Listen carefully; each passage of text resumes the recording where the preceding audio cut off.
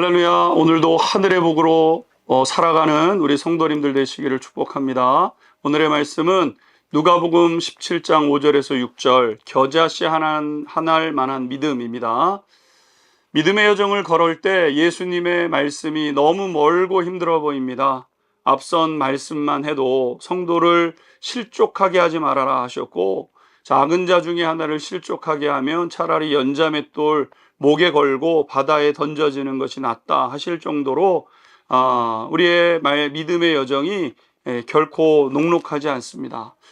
뿐만 아니라 형제가 죄를 범하면 형제의 잘못을 7번 용서하라고 말씀하셨습니다. 한 번 용서하는 것도 상처가 깊어 어려운데 완전한 용서 7번 용서하라 이렇게 말씀하시니 예수님의 말씀이 얼마나 높고 어렵습니까? 오늘 제자들은 그런 예수님의 가르침 앞에서 간절한 고백을 하게 됩니다. 5절 말씀 보십시오. 사도들이 주께 여짜오되 우리에게 믿음을 더하소서 하니, 제자들은 우리에게 믿음을 더하소서 이렇게 예수님께 고백을 했다는 겁니다. 제자들의 고백은 이런 것이죠. 우리도 그렇게 살고 싶습니다. 그렇게 살 힘이 없습니다. 그 믿음을 우리에게 주십시오 랍니다. 사실 말씀대로 살면 누구든지 복될 수 있습니다. 어떤 인생이든지 변화되고 어떤 가정이든지 죄가 가져다주는 저주와 슬픔을 끊어낼 수 있습니다. 예수님의 말씀대로만 살면 그렇게 될 수 있습니다.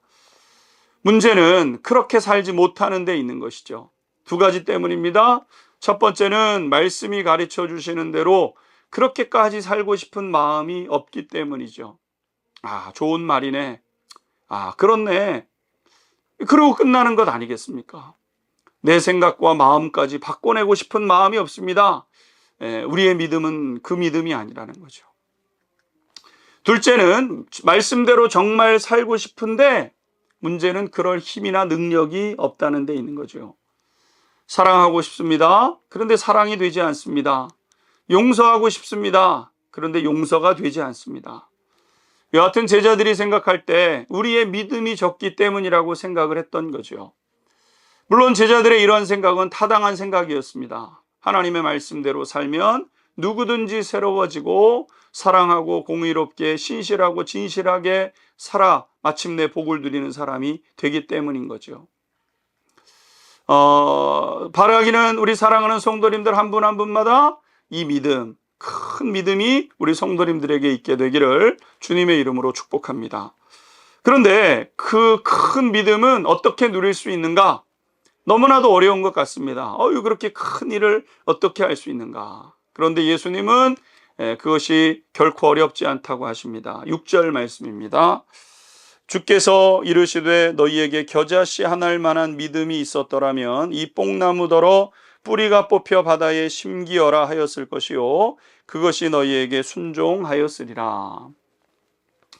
믿음은 놀라운 일을 일으키는 힘이 되는데 그 시작은 작게 시작된다는 겁니다.